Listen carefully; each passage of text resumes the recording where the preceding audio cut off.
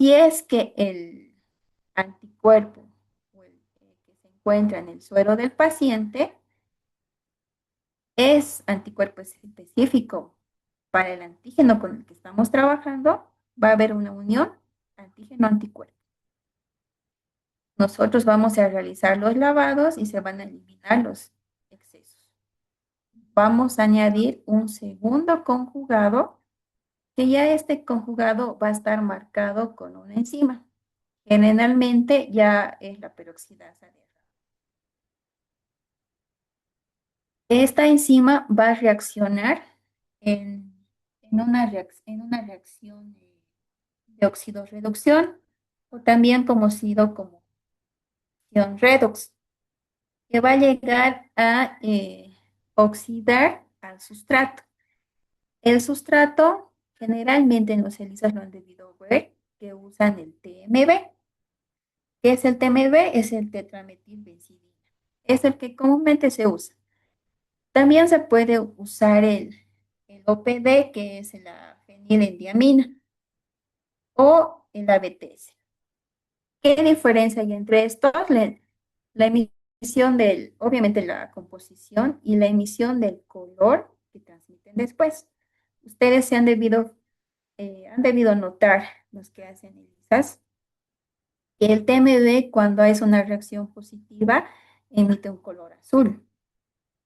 En el caso de este otro sustrato del OPD, emite una coloración naranja amarillenta. Pero este sustrato no se usa porque este sustrato es mucho más sensible a la luz que estos dos. Entonces, por descarte, este no se usa.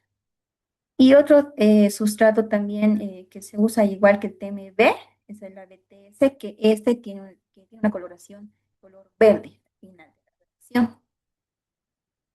Entonces, una vez añadido el sustrato, se va a añadir la solución de stop, que simplemente es un compuesto de ácido sulfúrico que va a llegar a desnaturalizar a la enzima para que no haya más reacción y termine, ¿no?, nuestro procedimiento.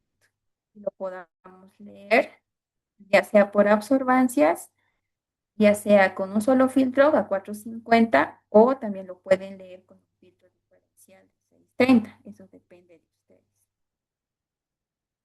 Puede ser un ELISA cualitativo que solo ustedes vean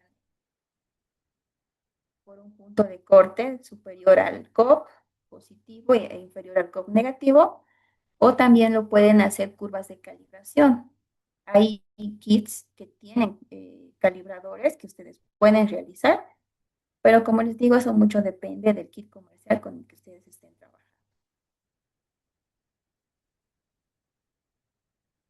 La OMS nos dice, si el paciente ha dado positivo en el ELISA, ustedes tienen que realizar una prueba de confirmación, que es la prueba de neutralización por reducción de placa. Esta prueba es sencilla, pero tiene su complejidad en el momento del cultivo. No es fácil estandarizar o mantener un cultivo celular y llegar al número de células que lleguen a formar una monocapa en nuestros cultivos celulares. Entonces, ¿qué nos dice el procedimiento? Se expone la muestra del paciente a que lisa y se realiza diluciones. 1 en 10, 1 en 20, 1 en 40, 1 en 80 y a esta dilución del suero de nuestro paciente, nosotros le vamos a añadir virus vivos. Generalmente siempre se trabaja con la cepa vacunal, que es la 17D. En la formación de esta mezcla vamos a tener una reacción molecular. Si la muestra del paciente tiene anticuerpos específicos para la fiebre amarilla, este se va a unir al virus y lo va a bloquear. Una vez unido esta mezcla, nosotros vamos a verter en nuestro cultivo celular. Generalmente las células que se utilizan son las células Vero o las células PS. A su vez, nosotros vamos a verter un agar. Este agar generalmente es el agar carboximetilcelulosa. ¿Para qué? Para que nuestros complejos que se haya formado, cuerpo del paciente y virus, dentro de lo que hemos hecho en nuestro cultivo celular, no esté en constante movimiento, vamos a verter este agar para inmovilizar. Una vez inmovilizado, vamos a dejar incubar por 4 a 5 días, porque nosotros tenemos que ver si hay la producción de placas de lisis o calvas. Si el suero del paciente tiene anticuerpos que sean específicos para el virus de la fiebre amarilla, lo va a neutralizar y estas células que han infectado una célula pero no van a poder replicarse, por tanto no van a poder infectar. Ahora, si en caso las células del paciente o los anticuerpos del paciente no son específicos de la fiebre amarilla, este virus no va a ser bloqueado y por ende va a poder replicarse e infectar sus células entes. Y esto va a provocar el efecto citopático que nosotros queremos ver. ¿Y cómo lo vamos a poder ver? Porque pasado los 3 a 4 días de incubación, nosotros vamos a añadir colorante. Generalmente se usa el cristal violeta. El cristal violeta va a llegar a teñir las células vivas y las células muertas se van a ver de forma transparente. Y es lo que conocemos como calvas. Aquí pueden observar esta imagen. Tenemos un cultivo celular de células Vero, una cepa de fiebre amarilla. Este es un caso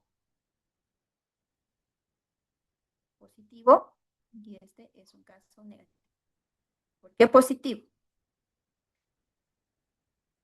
Esta, este suero de este paciente tiene anticuerpos contra la fiebre amarilla. Por lo tanto, ha neutralizado al virus. El virus no ha podido replicarse y por ende no ha podido infectar otras células y se ha limitado en una célula. Entonces, una vez que hemos añadido el cristal violeta, todas las células se han teñido. Entonces, esto es una muestra positiva. A diferencia de esta, que es este es un resultado negativo porque el suero del paciente no tiene anticuerpos específicos para la fiebre amarilla. Por lo tanto, no ha podido bloquear al virus.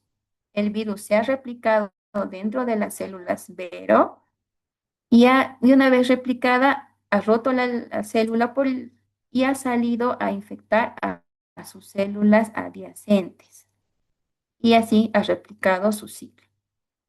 Entonces ha generado estos espacios en blanco que ustedes pueden ver, que son las famosas placas de lisis calvas. Y eso lo podemos ver en cultivo.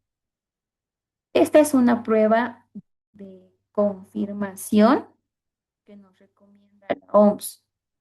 Esto en lo que respecta al diagnóstico serológico. Y siempre tienen que tomar en cuenta el contexto epidemiológico en el que se encuentran y los criterios clínicos. Por eso es importante que esté bien llenada esa ficha epidemiológica.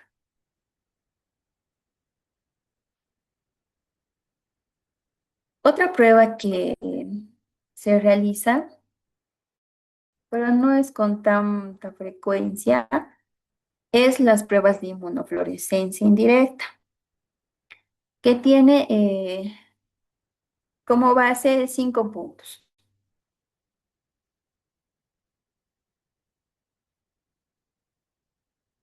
podemos observar que tenemos una base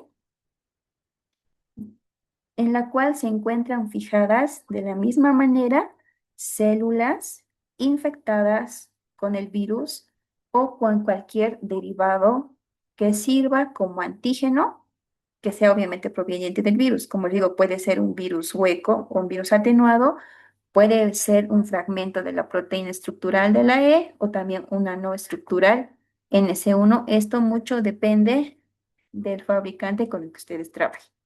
¿Ya? Entonces, tenemos el antígeno del virus a la cual vamos a exponer el anticuerpo del paciente si es que tuviese. Entonces, aquí va a entrar el suero del paciente, a lo que vamos a denominar anticuerpo primario.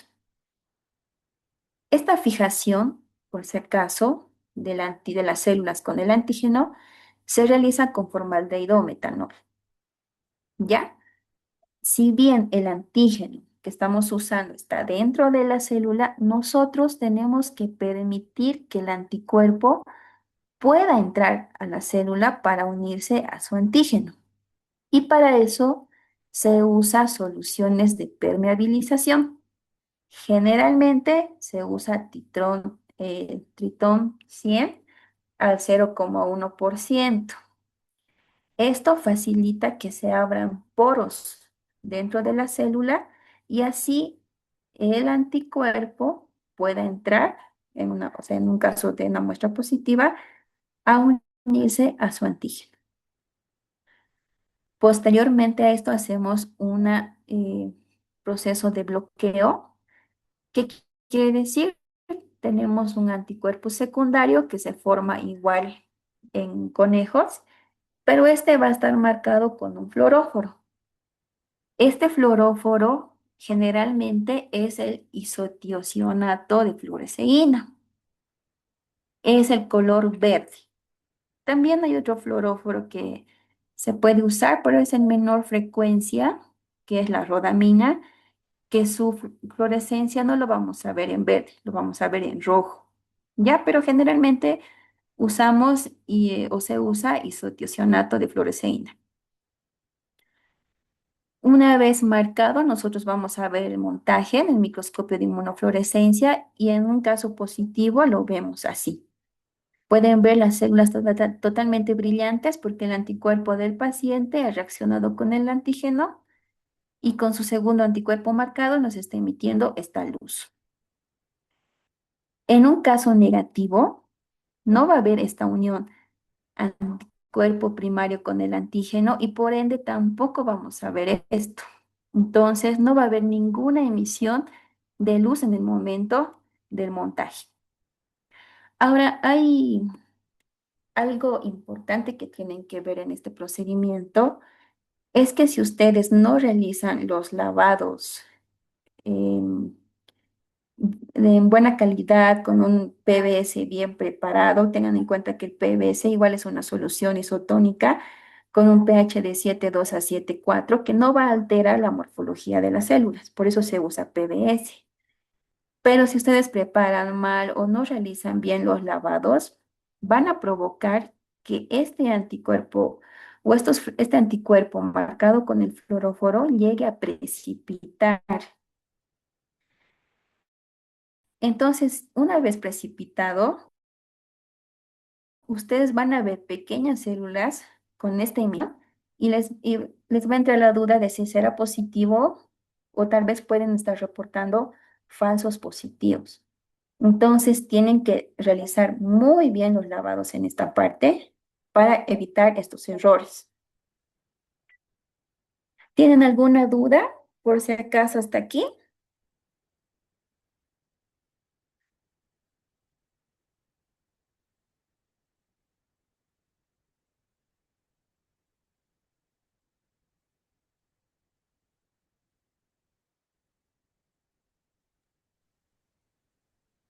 Pueden levantar la manito o activar directamente el micrófono o escribir en el chat de preguntas y respuestas.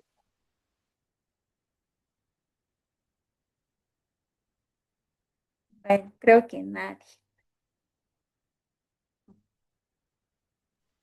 Al parecer todo está claro. Estos son los, estos son los tres tipos de diagnósticos que generalmente se usan. Como les había comentado, el MAC-ELISA, la prueba de confirmación, que es la prueba de neutralización, y también está el tipo de inmunofluorescencia indirecta.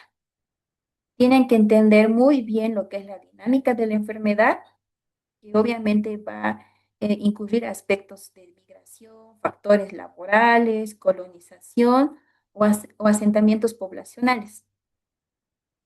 Como bioquímicos, nosotros tenemos que analizar cada aspecto para emitir un resultado.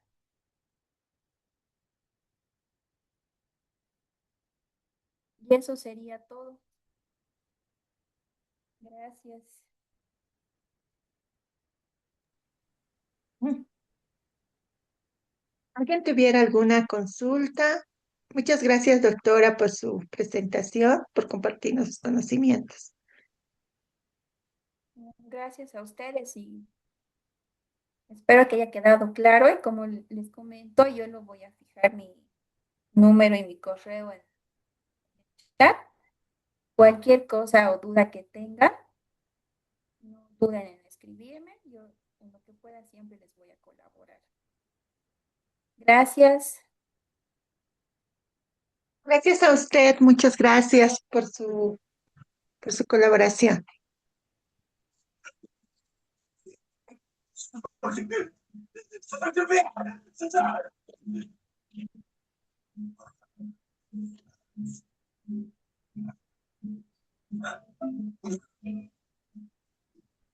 Mm. Bueno, agradecemos nuevamente a la doctora Cintia por su brillante presentación. Ahora vamos a continuar con otra presentación con el doctor Víctor Apaza, que ya está en sala y bueno, lo que dura para poderse compartir.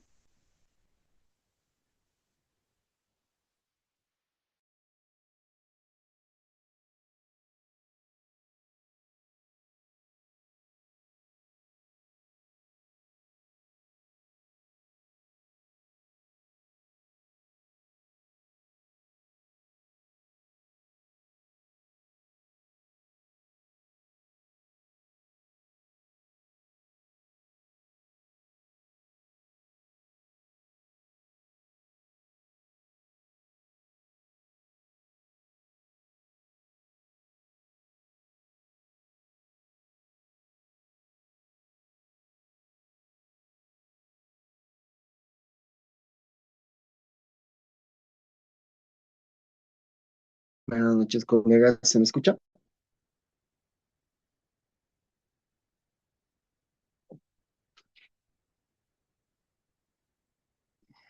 Sí. Gracias, gracias por la confirmación. Buenas noches. Buenas noches, doctor, ¿cómo está? ¿Cómo está, doctora? Doctora, ¿cómo está? Me confirma si se Bien, ve la pantalla. sí.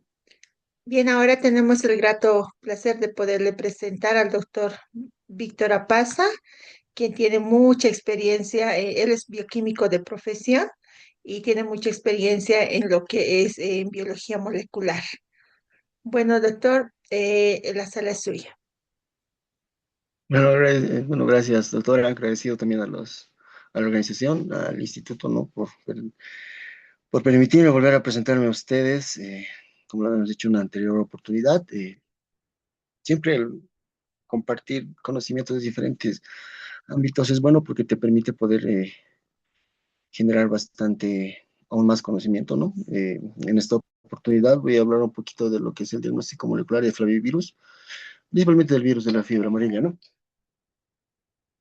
Entonces, disculpe.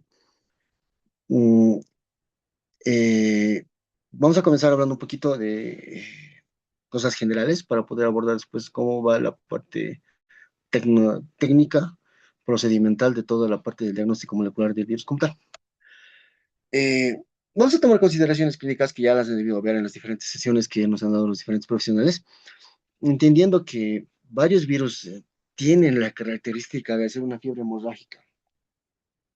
Estos virus con diferentes características de generar algún tipo de fiebre hemorrágica, tienen diferentes características y pueden pertenecer a diferentes subtipos virales. Como acá podemos observar, por ejemplo, voy a poner mi marcador. Como acá podemos observar el virus del ébola, el virus de la fiebre Lassa, el virus de la fiebre amarilla, que lo tenemos acá, ¿no? Todos ellos pertenecen, que si bien pertenecen a un linaje específico, pertenecen a un tipo de familia específica completamente diferente, ¿no? Pueden tener un virus, una manera epidemiológica con la cual también se lo denomina, y tiene una distribución completamente distanciable. Es decir, no los mismos virus que nosotros nos vayan a infectar aquí en la parte local del país, pueden afectar de la misma manera a las personas que viven en África, principalmente basados en que no todos tenemos los mismos genes. Ahí incluye un poco el tema de la epigenética. La variabilidad genética que vaya a existir en el medio no va a ser que nosotros podamos ser predisponentes en el grado que esas personas lo pueden ser, y nosotros podemos ser predisponentes para ciertos virus en el grado que ellos no lo van a hacer. Y eso lo vamos a ver más adelante cuando voy a hablar un poquito de vectores, que creo que es importante porque lo he visto muy relevante. Y eso hace que, digamos, no todos los virus sean compartibles entre diferentes continentes y o países. Mm, incluso el tiempo de incubación entre varios, como podemos ver acá, muchos de ellos pueden variar, pueden ser diferentes. Eh, eh, estos virus automáticamente tienen diferentes días de estación, lo que hace que van a ser completamente diferente la presentación entre uno y otro. ¿Ok? Entonces, vamos a la parte que nos interesa. Entendiendo un poquito lo que es el ciclo viral, que obviamente yo comprendo que han debido ver de manera muy satisfactoria al inicio, pero es bueno recalcarlo, ¿no? Para poder seguir generando más conocimiento, que es algo que siempre yo tengo presente. Aquí tenemos un poco del ciclo del virus, cómo es que comienza a generar todo su ciclo biológico como tal. A partir del ataque viral a la membrana, surge el proceso de endocitosis. La acidificación del medio del endosoma hace que el mismo virus se fusione y esta cápside tiende a entrar dentro del mismo citosol. Una vez que entra dentro del citosol, comienza a liberar sus cadenas, ¿no? Una vez que libera sus cadenas, una de las cadenas tiene la capacidad de poder generar cadenas negativas, ¿no? Para generar después cadenas positivas posteriores. Y de esta manera ya tengamos la herramienta necesaria para la generación de más cadenas y de más virus. Por otro lado, otra cadena va a tener la capacidad de entrar al retículo endoplásmico, generar polipoproteínas, y este en un proceso de unión, es como un proceso de ensamblado, permite que se vuelva a ensamblar más virus y estos puedan ser exportados y librados en forma de viriones maduros, ¿no? Entonces, eso hace que el virus sea propagado durante todo el tiempo. ¿Y por qué para nosotros nos interesa? Porque durante todas estas estadías, esto es lo que nos interesa, el material genético va a estar vigente. Y a partir de eso, el material genético se nos vuelve una herramienta de diagnóstico. Como la mayoría de las diferentes infecciones, ya sean virales, bacterianas, tener material genético activo en el patógeno te permite definir y determinar el momento de infección del paciente. Es decir, muchas veces lo calificamos con el tema de la carga viral, porque ahí podemos definir en qué estadio de infección está el paciente. Si ya está pasando una etapa de cargas virales bajas, o está en el pico máximo, o está en inicios. Muchas veces no se puede distinguir entre una fase inicial y una fase final, pero sí se puede distinguir entre una fase pico y unas fases contra las otras dos fases. Entonces, eso es importante, ¿no? Porque eso es lo que hace la PCR en tiempo real, detectar el momento preciso de la infección del virus dentro del hospedero como tal. Entonces, esto va a pasar no solamente en virus, también puede pasar en bacterias, como tratamos de detectar concentraciones bacterianas. Comúnmente todas estas se hacen por detección de curvas estándar. Las curvas estándar nos permiten a nosotros poder trabajar a partir de eso, de partir de las curvas, para poder nosotros determinar las concentraciones y las cargas bacterianas, o las concentraciones bacterianas, y ver los tratamientos, ver si se tiene que aumentar, si tiene que reducir, si tiene que cambiar.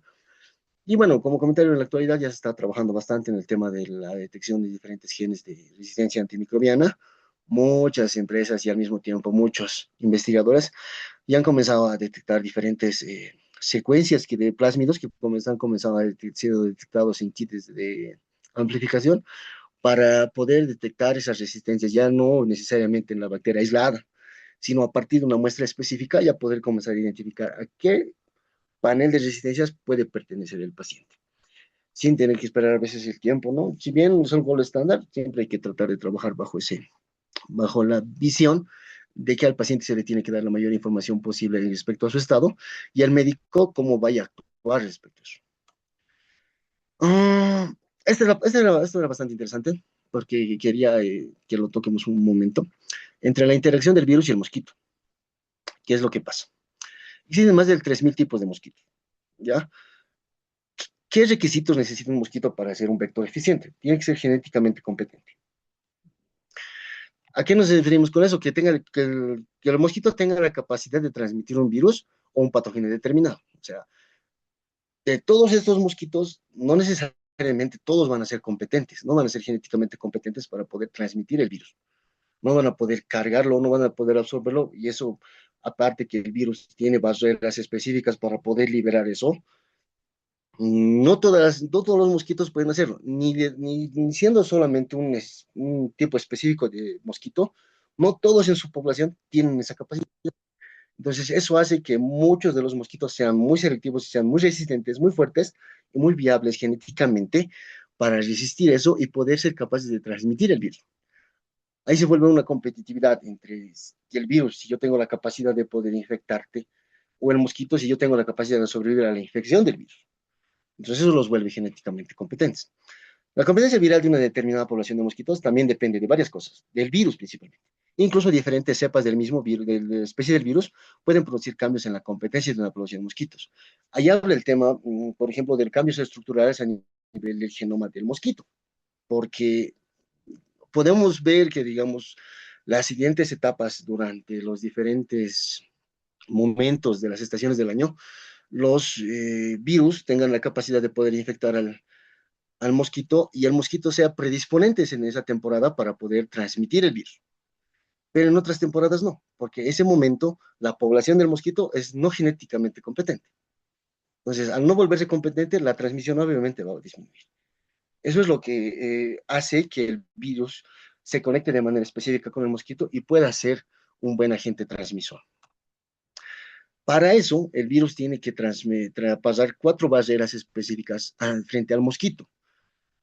Una es la barrera de infección en el intestino medio, ¿no? Receptores o determinantes no genéticos como la densidad y la composición del microbioma propio del mosquito pueden hacer que el virus no pueda seguir progresando. No va a infectar al mosquito, no va a poder pasar esta primera barrera y obviamente ahí sería el límite del virus para poder infectar al mosquito. A eso después se viene la barrera de escape del intestino medio. Eso implica, digamos, una barrera física y el grosor de la misma barrera relacionada previamente con una menor diseminación del virus. O sea, después de pasar la etapa del intestino, tiene que pasar su barrera y esa se vuelve como una barrera física gruesa del intestino medio que no permite que por su grosor pueda transmitirse. Eso también puede ser una barrera para el virus, que no puede permitir que el virus pueda infectar de manera efectiva al mosquito. Una tercera barrera es una barrera de infección de las glándulas salivales. Después de eso, tiene que pasar una tercera barrera, que es la barrera de las glándulas salivales. Tras la infección de las glándulas salivales, el virus se replica y se deposita en las cavidades apicales de las células racinares para ser expectorado en la saliva. Después de eso. Pero hasta eso todavía existe una barrera de escape de las glándulas salivales. No todos los mosquitos pueden expectorar el virus. O sea, no todos los mosquitos, por encima de que hayan pasado esta tercera barrera, no van a tener la capacidad de poder expectorar el virus en su saliva. Entonces, por ende, no van a ser competentes para poder infectar. Es decir, el virus ha llegado hasta la tercera etapa, pero no ha pasado la cuarta barrera. El virus tiene que pasar todas estas barreras para poder infectar el mosquito y el mosquito ya puede ser un transmisor específico. Aquí está. No, la infección primaria es en el huésped primario. Este puede ser un vector competente. El mosquito ya hemos hablado que tiene que ser genéticamente competente para poder hacer esta función. Primero tiene que haber una infección propia de un hospedero primario, que en este caso puede ser un primate, ¿no? Que son la mayoría de los vectores primarios que aparecen para la infección de este mismo. tenga la capacidad de poder tener el virus en circulación, el mosquito absorba la sangre, pase las 4 barreras y el mosquito sea liberado y ya sea hábil para poder transmitir este virus al humano, que va a ser el hospedero secundario. Y la infección secundaria en el huésped secundario sucede como un huésped final. Eso hace que ya pues, suceda y proceda todos los fenómenos de infección, ¿no? Sí, ahora vamos a hablar un poquito de lo que nos compete. Respecto al, primero a la manifestación respecto de la PCR con métodos convencionales. Muchas de las veces se menciona que muchas pruebas pasan de ser de métodos tradicionales a gol estándar a partir de pruebas genéticamente moleculares. Sin embargo, eso no es todo el tiempo eficiente, porque la mayoría de las respuestas durante infección pueden estar dependientes de proteínas o componentes que pueden ser lábiles a degradación inmediata. Uno de los ejemplos clásicos son las bombas de citoquinas. A veces hay enfermedades que nosotros las podemos detectar a partir de citoquinas, pero las citoquinas no tienen una vida media específica para poder hacer pruebas serológicas. Estas tienen vidas medias de 30 minutos, 15, 5, fuera del organismo. Entonces ahí a veces se trata de utilizar y enganchar un poco de la nueva tecnología que es la PCR. En la actualidad ya las polimerasas han venido demasiado específicas, demasiado resistentes, demasiado hábiles para poderse trabajar. Entonces ya muchas de las pruebas ya se están mudando a este lado. Yo nunca voy a dar la preferencia para una prueba molecular en específico, siempre voy a pedir que se vayan en conjunto porque se tienen que apoyar, tienen que ser basadas en que todo el tiempo tienen que apoyarse y tienen que estar juntas para poder darle un diagnóstico específico al médico, ¿no? Los avances tecnológicos, lo que les mencionaba, existe polimerasas más estables. La sensibilidad y la especificidad va a estar a nivel del material genético, un componente en específico del virus que va a ser su material genético. Mientras más virus hay, más carga viral hay. La sensibilidad y la especificidad según la región en la que se vaya a amplificar la polimerasa, porque la región es específica del virus. Eso hace que no tenga que generarse o amplificarse otro patógeno, sino uno específico, que va a ser la secuencia del virus en específico que estamos buscando. Ya no sean solo virus, pueden ser bacterias, pueden ser hongos, que en la actualidad hacemos, pero lo que se busca es que sea tan específica la secuencia que no pueda existir una reacción cruzada o una amplificación cruzada con otro patógeno, ¿no? Que no hay, no existe. Principalmente en las pruebas moleculares en la actualidad ya no existe, ¿no? En momentos de la infección, como les hablaba anteriormente, ya los momentos de la infección van a ser detectados según el momento en el que se toma la muestra. Por ejemplo, tomamos una muestra en la mañana, no podemos decir que hasta las 8 de la noche su carga viral tenía una concentración de 10.000 copias de RNA por ml de muestra. No es tanto así, porque ese valor corresponde a la hora de la toma de muestra, no es la hora del día. Puede estar pasando de los 6 días posteriores a la infección, como hemos hablado hace un momento la doctora, puede estar transitando en esos días y durante ese día puede haber la transición y la disminución de la carga viral y obviamente no puede ser eficiente. Entonces, la carga viral alta que vayamos a encontrar no se puede relacionar a veces con el tema de la concentración más tarde. Entonces, ahí es cuando se comienza a determinar el momento específico de la infección. Y principalmente en los pruebas moleculares, cuando hablamos de virus sistémicos, se tiene que hacer el momento de la toma de muestra en el pico de la infección, principalmente los 5 días que pasa en el tema de la aparición de los síntomas, se tiene que ser en esos días para poder determinar que la carga viral es alta y es eficiente y es detectable bajo diferentes mecanismos, ¿no? Y la disponibilidad de recursos en la actualidad hay un sinfín de tecnologías moleculares para poder trabajar solamente en PCR. No estamos hablando de secuenciación, no estamos hablando de nestes, no estamos hablando de PCRs digitales, de las técnicas básicas de PCR, ¿no? Esas trabajan a partir de material genético, transcripción, reverso transcripción y automáticamente la detección. Y la disponibilidad de esos recursos son, uno, porque ya no son tan costosas como lo eran antes, uno son más accesibles, no tanto como no lo eran antes, y otros son más abiertas. Muchas de las empresas ya han abierto como su arsenal de información para que la mayoría de las empresas puedan ser competitivas entre ellas y ver qué mejor te ofrecen para poder utilizar. Existen paneles ya de 30, 35, target que te permite identificar diferentes cosas, aparte de patógenos, aparte de virus. Ya comienzan a detectar la parte de hongos, aparte comienzan a detectar la parte de resistencia bacterianas, etcétera. Entonces, ese arsenal de información ya se maneja a nivel de todas las empresas que te proveen reactivos solo PCRs en tiempo real. Entonces, la información ya está en el Internet, ya está en todo lado. Nosotros mismos tenemos la capacidad de poder generar esa información a partir de secuenciaciones, a partir de blasteos, a partir de alineamientos genéticos para poder nosotros poder implementar nuestro propio panel, ¿no? Entonces, esa información ya es abierta. Eso es lo importante. A eso me refiero más que todo con el tema de disponibilidad de recursos. Ah, ahí está. ¿A qué se basa principalmente la importancia diagnóstica de hacer una prueba molecular? En cuanto a la incidencia de la fiebre hemorrágica viral en humanos, es irregular y es esporádica. Puede ser o no, puede presentarse, puede ser muy aguda en ciertos pacientes, pero en otros puede ser muy pasajera. Entonces, mucho depende de la biología propia del humano. Mucho depende de la capacidad de resistencia del humano en contra de la infección del virus. No todos los virus van a ser viables para un humano que para otro, porque son componentes completamente diferentes. Lo que se busca siempre es, a veces es difícil de monitorear y predecir las etapas de la enfermedad. Muchas personas pueden presentar sintomatología antes, durante y después de la infección, pero no todo el tiempo van a presentar esa misma sintomatología. Puede ser repentina, puede ser esporádica, puede ser momentánea, etcétera. Entonces, eso hace que los diferentes estadios sean difíciles de monitorear. Además, debido a las causas desconocidas de la etapa temprana de la enfermedad, es difícil encontrar una vacuna preventiva o un tratamiento eficaz para una rápida respuesta en cuanto a salud pública y un efecto de cuarentena, ¿no? Eh, a veces el tema de buscar tratamientos específicos, mucho depende de la capacidad que tengamos para detectar el virus como tal. Muchos de los virus sistémicos, ya sean dengue, zika, chikungunya, ébola, machupo, fiebre amarilla, antivirus, pueden presentar las mismas características. Incluso al momento pueden llegar a coincidir en cuanto a la sintomatología.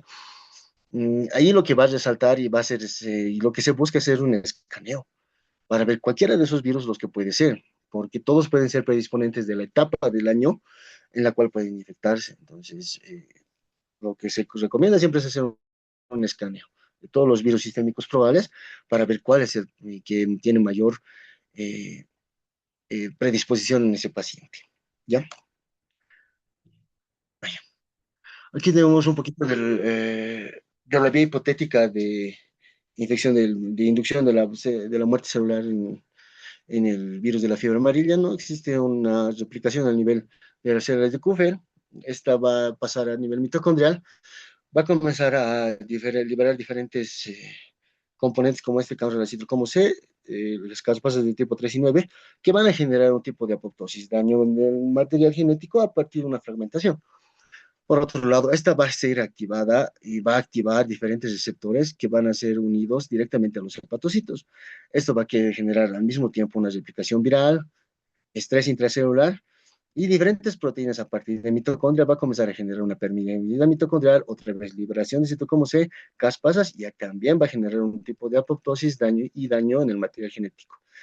Es decir, a partir de que se encuentra daño a nivel de diferentes células específicas, en este caso las células del CUFE, va a comenzar a dar señales para que otro tipo de celulares ya comiencen a ser infectados. Y esto va a hacer que la infección pase de ser una infección localizada a una infección sistémica. Por eso es que el virus, lo que hacemos es tratar de hacer su detección de su material genético en muestras sanguíneas, ¿no? Porque la sangre va a estar en circulación durante todo el organismo y el virus va a haber algún momento específico en el cual va a ser liberado a vía sanguínea, a conducto, a circulación, y ese es el momento que tenemos que aprovechar para poder detectarlo. Aquí les he puesto algunos casos, ¿no? Que he visto relevantes para esto. Por ejemplo, un caso de una fiebre amarilla severa, donde el nivel de hematocrito está levemente disminuido y la hemoglobina baja. Se lo podría relacionar tranquilamente con una fiebre amarilla. Pero por otro lado, se formó un caso con datos no similares en un paciente con enfermedad neutrópica de Creutzfeldt, Jakob, que tenía un hematocrito elevado y una hemoglobina baja. Este caso sospechoso de fiebre amarilla fue confirmado por el PCR. Entonces, En los otros casos pueden parecerse la sintomatología o pueden estar alejadas, pero la otra manera de poder detectarlos es hacerlos una PCR. En estos dos casos, los pacientes han sido detectados con fiebre amarilla. Y por eso se ofrece el RT-PCR como una alternativa innovadora y menos costosa frente a procesos tradicionales, en este caso PCRs tradicionales, que pueden o no ser detectadas básicamente por el tiempo que tarda hacerse una PCR de tipo convencional. Entonces, estos casos nos ayudan a poder comenzar a hacer los screenings y hacer los esquemas para poder detectar estos virus.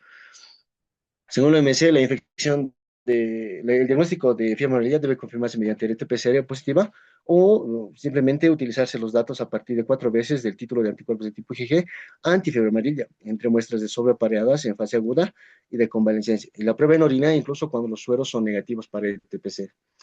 Existen casos donde los pacientitos no solamente van a ser positivos de vía sanguínea, pasado el tiempo, pasado los diferentes estadios, los pacientes pueden seguir siendo positivos en orina, ¿no? Entonces, aún siendo negativos por PCR en sangre, vía sangre periférica. Entonces, ahí se les hace para hacerles solamente una vigilancia epidemiológica, se les hace una PCR a nivel de orina. Se acumula la orina de 24 horas, se les alimenta y a partir de eso se comienza a trabajar. Mm, Ese es un último estudio que se ha estado viendo, la ha salido el año pasado, creo, cuando se está tratando de establecer un panel, ¿no? Se le denomina así más que todo en la actualidad, un panel molecular que va a incluir diferentes virus sistémicos. El virus de Savoy, el virus de Junín, aquí está el machupo, aquí está el virus de la fiebre amarilla, etcétera, con sus respectivas secuencias que pueden ser tranquilamente diseñadas por diferentes empresas e incorporadas dentro de un panel, ¿no? Y aquí están otros, van a estar incluidas con el dengue principalmente, y todas estas dentro de un panel. ¿Qué es lo que busca? Una vez que tengas tú la muestra, hagas tu proceso de extracción de material genético y la contrarrestes contra este tipo de genes. Y automáticamente no vas a tener que hacer PCRs independientes para cada patógeno, sino el panel mismo va a detectar si el material genético que es expuesto frente a este panel es positivo para alguno de estos. Ahorras tiempo, ahorras recursos, ahorras eh, recursos, muchas cosas. Entonces eso te permite poder trabajar de manera más efectiva respecto al manejo de estos pacientes, ¿no? En cuanto al genotipo sudamericano de muestras de fiebre amarilla, por ejemplo, existen sintomologías en fase de convalecencia después de los 69 días, dos síntomas, puede indicar la presencia incluso y la persistencia del ARN del virus de la fiebre amarilla en orina. Se ha visto esos casos donde después de 69 días post síntomas, hay pacientitos que seguían dando positivo en orina, ¿no? Quizá los títulos hayan bajado, de títulos anticuerpos hayan bajado, la PCR sanguínea haya, sí ya sea negativa, pero ha existido estudios donde hasta 69 días post síntomas, los pacientitos seguían siendo positivos en orina, ¿no? Donde anteriormente solo se había utilizado un valor de 32 días post síntomas, donde ahí comenzaba a perderse por completo el tema de un rasgo de material genético en los pacientitos con virus de la fiebre amarilla, ¿no? ¿Cuáles son las aplicaciones que tenemos en cuanto a las pruebas moleculares? Hay fases que son específicas respecto a los procesos analíticos en relación a los procesos moleculares. Por ejemplo, las fases de ejecución tienen que ser de manera ordenada y secuencial. Todos los procesos son primero ordenados porque no pueden ir uno detrás del otro y tienen que ir en secuencia. Tienen que ir un paso primero, no existe el tema de saltados, existe el proceso de extracción, existe el proceso de preparación del mix, existe el proceso de amplificación, existe el proceso de interpretación, que tienen que ir en una secuencia, tienen que ir ordenadas y por encima de todo eso tienen que ser unidireccionales. No existe el tema como las pruebas en los mecanismos biológicos donde una enzima tiene la capacidad de hacer ambas cosas. En este caso no, porque no podemos ir de atrás hacia adelante para comenzar a hacer y manejar o manipular la información. La información tiene que ser unidireccional y secuencial para garantizar que el resultado ha sido realizado de manera efectiva. La sensibilidad y especificidad tienen que ser realmente altas y el kit que se vaya a utilizar tiene que ser muy confiable para poder hacer eso. Muchas de las veces en la estandarización de los kits de amplificación en la actualidad, se contrarresta los genes que se están trabajando en estudios hasta con 23 parecidos moleculares y ver que no existe reacción cruzada, ¿no? Entonces, esos estudios se encargan netamente de las empresas. Las empresas comienzan a hacer esos estudios, ellos hacen la comparación, te lo ofrecen en tu inserto, etcétera, pero ahí tú te aseguras que no existe una reacción cruzada entre esos virus y los virus que nosotros estamos buscando. Y eso asegura nuestro resultado. Tampoco vamos a comparar un virus con una bacteria, no con el genoma de una bacteria. Entonces, pero sí con virus predisponentes dentro del medio. Lo que sí, en la actualidad estamos un poquito atrás, es que no tenemos todavía empresas que trabajen con genes locales, sino que seguimos trabajando con kits que trabajan con genes a nivel mundial. Entonces, sería que empresas ya aquí locales comiencen a trabajar en el tema de kits personalizados para el país y que te permita que las variabilidades genéticas no afecten tanto el desempeño de tu kit o de tu prueba, porque eso puede generar algún tipo de desconfianza. Pero en la actualidad, con lo que tenemos, únicamente lo último ya hecho en Brasil, que es donde están la mayor cantidad de empresas que nos hacen estos kits, sí los relacionan un poco con esto, pero siguen utilizando parte de la información que viene desde Europa, ¿no? El material genético tiene que ser específico para cada especie. Siempre tiene que ser específico y de eso se encarga la parte bioinformática, ¿no? La parte de bioinformática, plasteo, secuenciación, alineamientos, emparejamientos, tasas de lot, plot, todo eso se encargan las empresas cuando nos ofrecen los kits. Eso nosotros también los podemos hacer, no hay problema con eso. No es mucho para rasgar como si fuera algo completamente extraño. Agarras tu lineamiento, agarras tu genoma del virus, ves qué secuencias son específicas, ves qué secuencias han sido estudiadas anteriormente, las comienzas a comparar, las comienzas a blastear una tras otra, haces tus plots, ves que no hay mucha similitud con otras secuencias, con otros virus, y esa secuencia te la mandas a diseñar. Te la puedes mandar a diseñar, te la devuelven y comienzas a trabajar. Entonces, eso te permite a ti también poder aportar un poco en la ciencia y demostrar que podemos hacer esos trabajos de relativa complejidad acá en el medio, ¿no? Los tiempos de ejecución son relativamente cortos en comparación a métodos inmunológicos más complejos. Muchos de los métodos inmunológicos a veces se quieren, más que todo por el tema de costos, ¿no? Los temas de costos en cuanto a las pruebas inmunológicas requieren que se trabajen, por ejemplo, en días, o sea, se quieren que se acumulen muestras, ¿no? Para no tener que correr controles positivos negativos. En el tema de las pruebas moleculares, si bien también dependemos mucho de los controles positivos y negativos, también dependemos de controles internos. Controles ya pueden ser endógenos o exógenos. Entonces, la amplificación o no de esos también te asegura que la prueba puede realizarse de manera efectiva y que en más o menos alrededor de 3 horas y media ya tienes el resultado obtenido después de la toma de muestra. Esa es una de las ventajas que utilizan las pruebas moleculares. Yéndonos al caso, una vez que se hace la obtención de materia de la matriz, ¿no? De la matriz biológica para este tipo de estudios del virus de la fiebre amarilla, se utiliza principalmente a veces suero o plasma, y mucho tiene que ver aquí el tema de qué es lo que se quiere buscar, ¿no? Y según la capacidad de obtención. Eso, vamos a verlo acá. ¿Lo tengo acá? Sí, lo tengo acá. Ya. Esto, vamos a comenzar con esto. Una vez que se tiene la matriz biológica, se hace una extracción del material genético y a partir de la extracción del material genético se hace una reacción en cadena de la polimerasa y después se hace la toma de decisiones o interpretación que te permite poder definir o no si el pacientito está o no con el virus de manera presente, ¿no? Ahora, ¿cuál es la diferencia biológica dentro de la utilización entre plasma y suero? Tienen características parecidas, pero no completamente, biológicamente no son lo mismo, ¿no? Y para términos de aplicaciones biológicas tampoco van a ser lo mismo. El plasma es de fácil separación.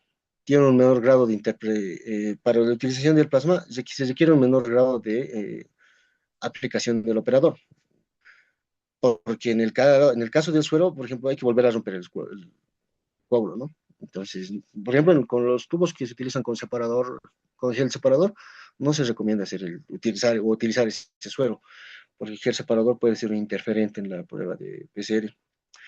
Entonces, en ese caso, sí o sí tienes que interferir, no manejas la parte de esterilidad.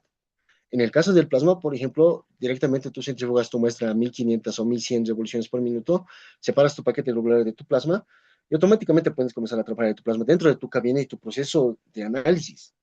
Pero en el caso del suero, tú todavía tienes que romper el coágulo, abrir el tubo, exponerlo a un ambiente, a menos que tengas una centrífuga grande dentro de tu cabina, no permitas que haya el cruzamiento con otros materiales genéticos viables ahí y que pueden ingresar a tu muestra. Tienes que romper el coágulo y después de eso recién vas a poder obtener el suero.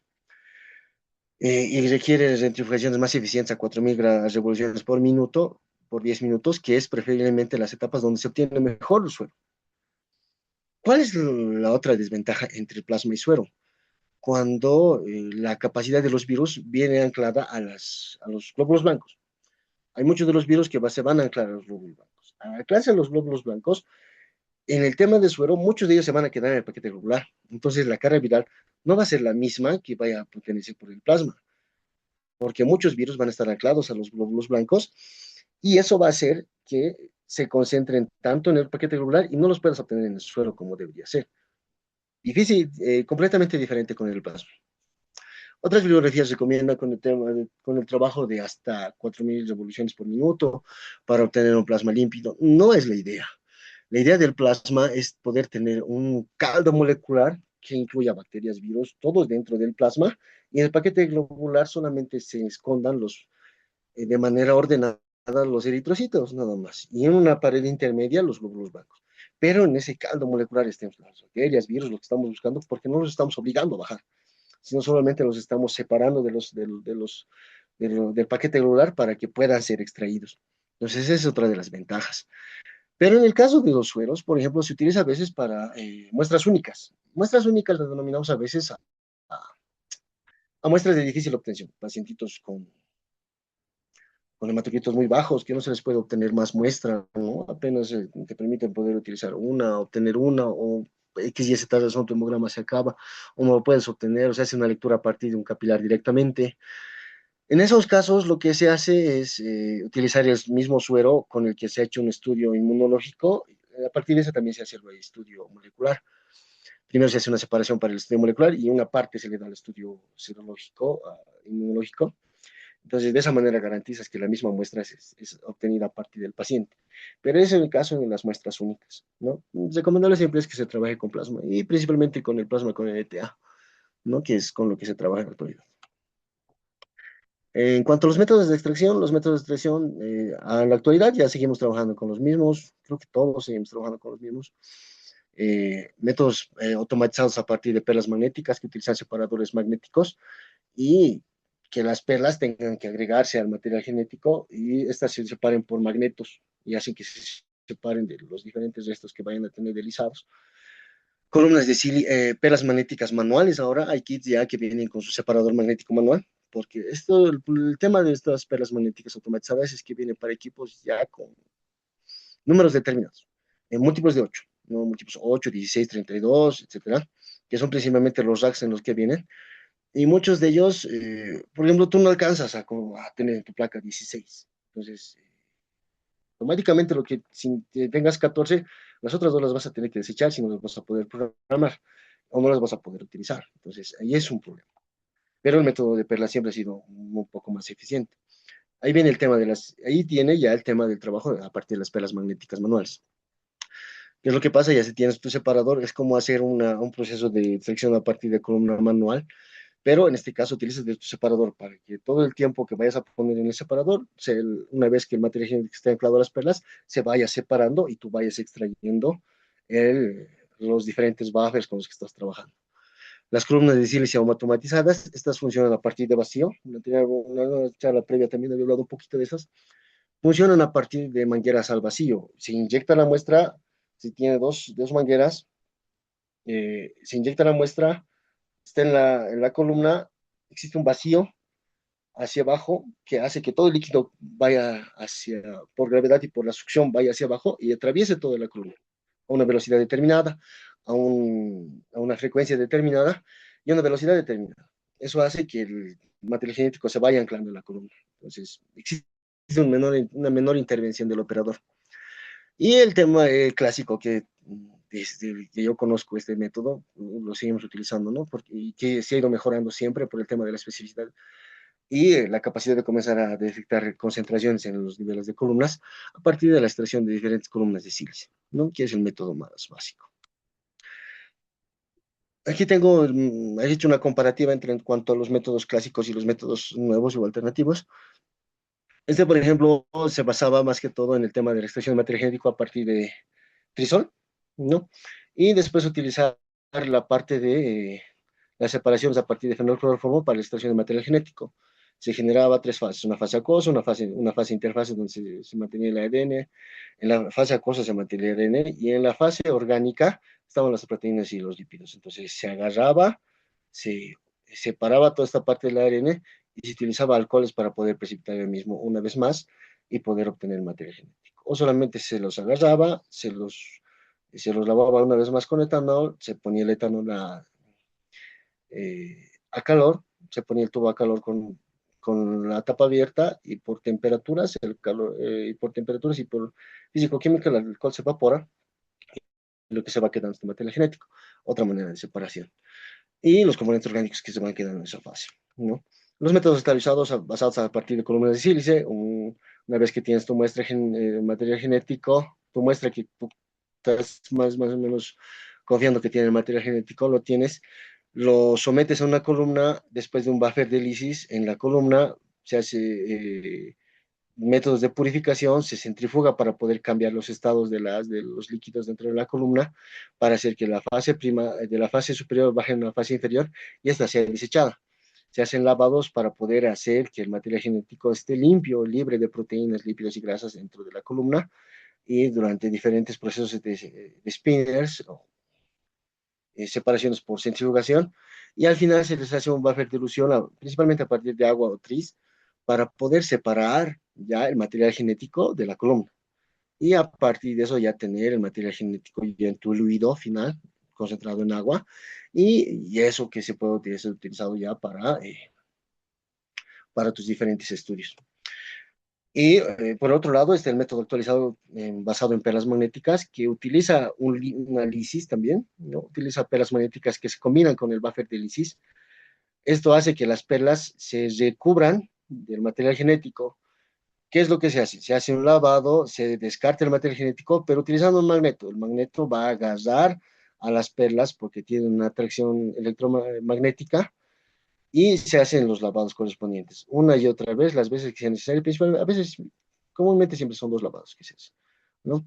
Y al final, tener un eluido, cuando tú tienes las perlas, sometes el eluido a temperaturas altas, 65, 70, 75 grados centígrados, y eso hace que las perlas se separen del material genético, tú vuelves a separar el material, vuelves a agarrar el magneto, vuelves a magnetizar las perlas, pero aquí en el eluido ya se encuentra tu material genético. Eso lo extraes y ya está listo para tus diferentes estudios.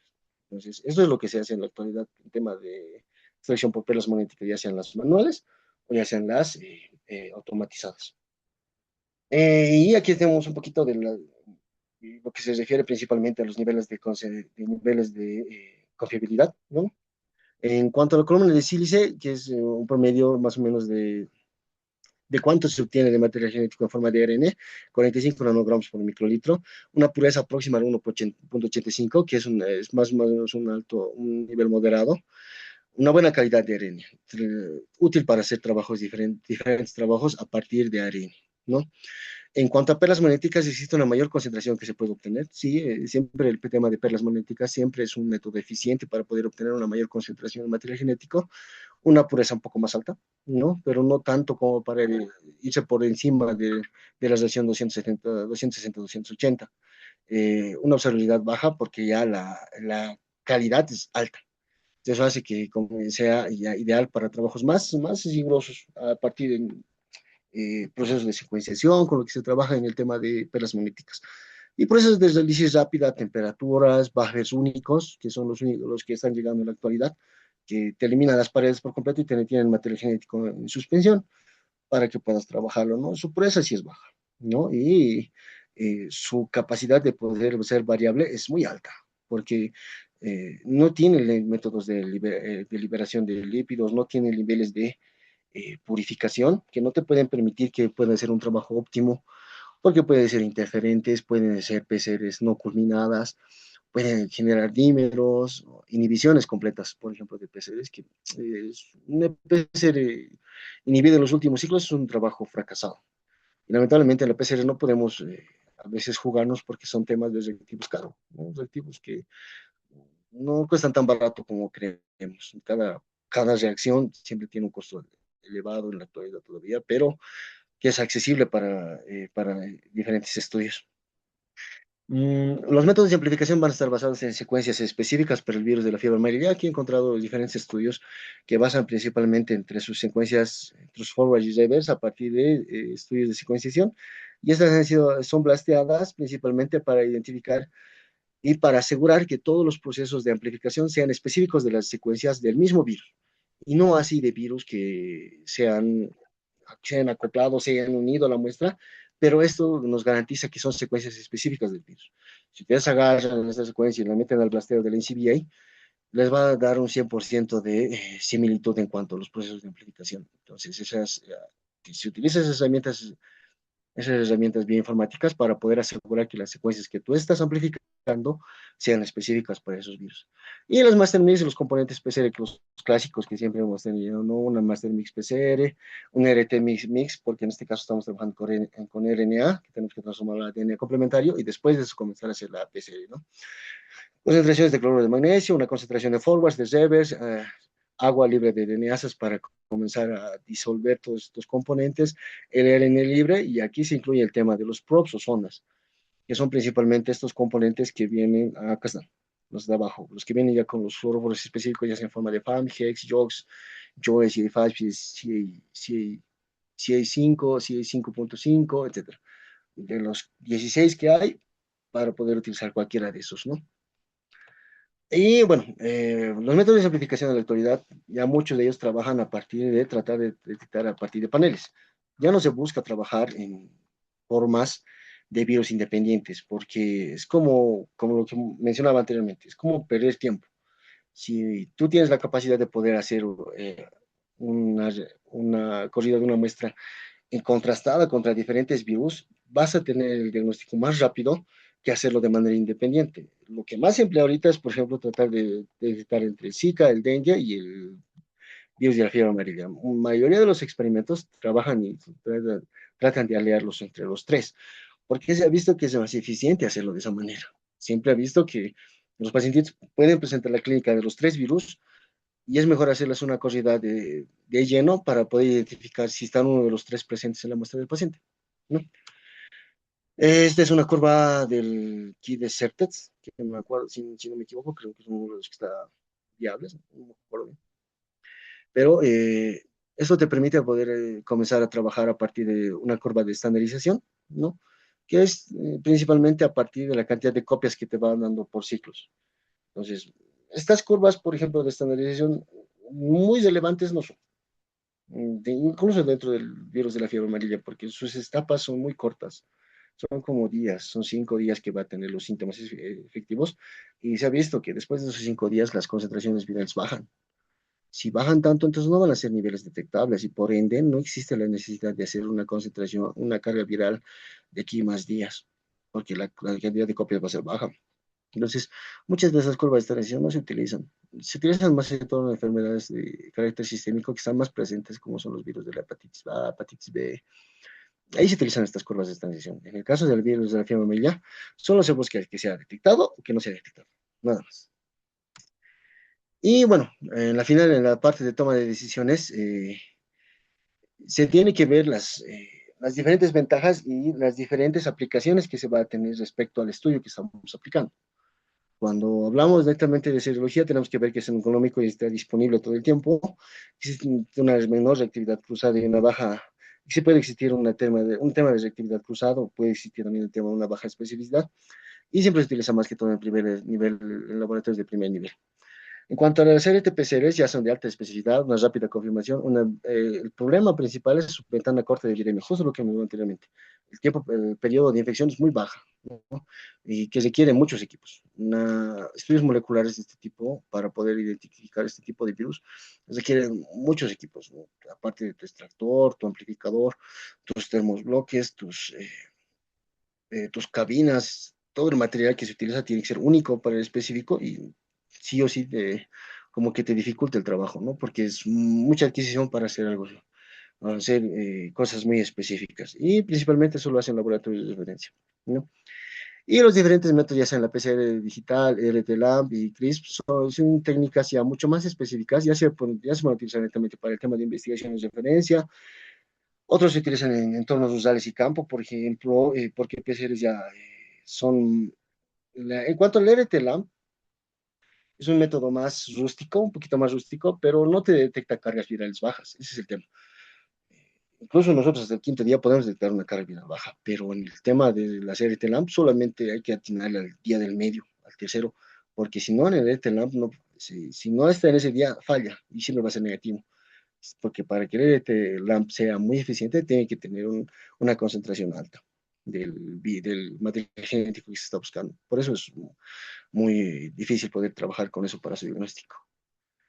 Y bueno, el tema de NGS o metagenómica, principalmente para hacer una vigilancia epidemiológica. ¿Y por qué? Porque no se busca que el virus comience a mutar, comience a tener variantes que le permitan tener cierta resistencia a diferentes tratamientos, ¿no? Y de esa manera se trunque el tema de un tratamiento efectivo para el paciente.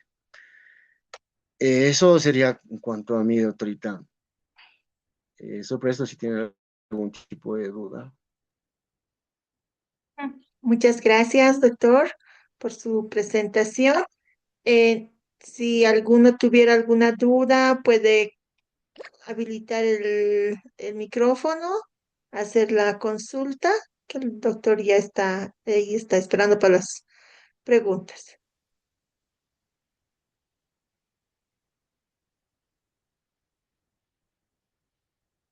O escribir al chat.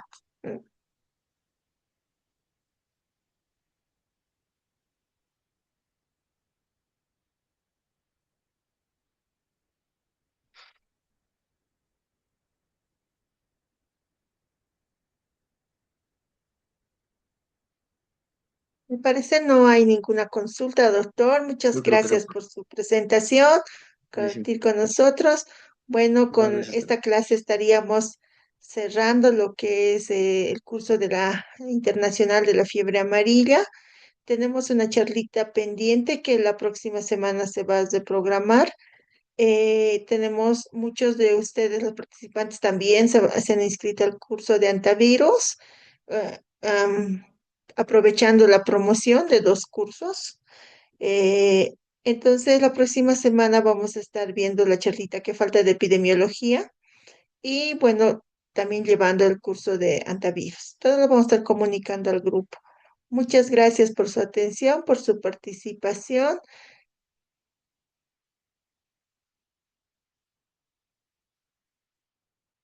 Con respecto a los Muchas certificados y gracias. todo aquello, vamos a estar pasando las listas, ¿ya?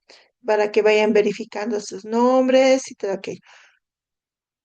Todo es por el grupo de WhatsApp, toda la información con respecto a los certificados, a los envíos, ¿ya? Muchas gracias por su participación y con eso estaríamos clausurando el curso de fiebre amarilla.